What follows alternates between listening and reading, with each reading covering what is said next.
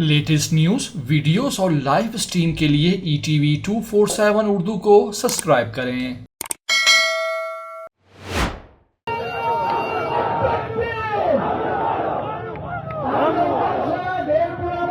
नाजरीन, इमरान खान ने कहा था कि ये मुल्क भी मेरा है और ये फौज भी मेरी है।